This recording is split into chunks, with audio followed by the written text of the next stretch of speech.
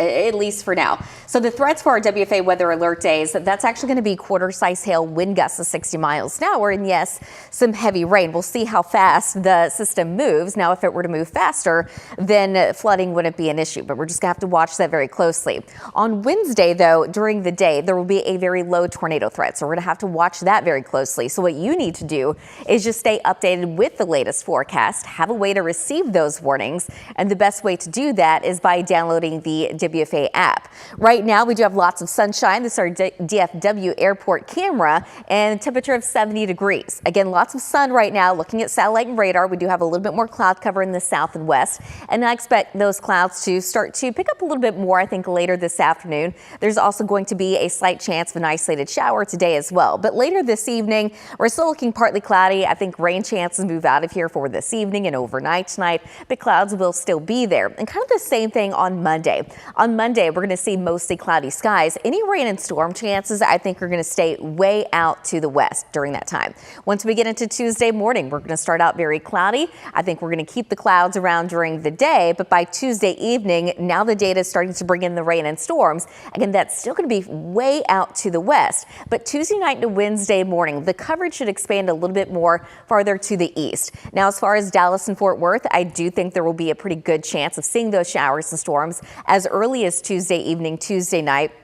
And then as we go throughout Wednesday afternoon, rain and storm coverage, that goes up quite a bit. So it looks a lot more likely on Wednesday. I think Wednesday is really going to be the day to watch. And that's also when we have that chance of severe weather. By Wednesday night, everything moves off to the east. But for now, the threat for severe storms, we at least have that slight risk. You can see that's way out to the west. We're also including that marginal risk from Bowie to Breckenridge down to Eastland. So again, way out west. It does not include the Metroplex. But Tuesday night, as we get into Tuesday night, now we're looking at, by the time we get into Tuesday evening and Tuesday night, those storms way out to the west will slowly make their way off to the east. Fort Worth, we're just going to be in that marginal risk. But on Wednesday, all of the Metroplex will have that slight risk for seeing quarter-size hail, wind gusts of 60 miles an hour, and a very low tornado threat. So for today, temperatures climb into the low to mid 80s for a lot of us, 85 in Denton, 83 in Dallas, and 84 in Waxahachie, but we could see those upper 80s to around 90 out west. Overnight tonight, temperatures drop down into the upper 60s, about 67 in Denton,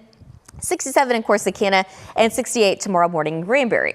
So for today, partly cloudy. An isolated shower is possible later this afternoon. We're going to see a high of about 84 degrees. Overnight tonight, we're going to be partly cloudy. Temperatures drop down into the upper 60s. So over the next couple of days, still staying very warm. Some clouds will be around.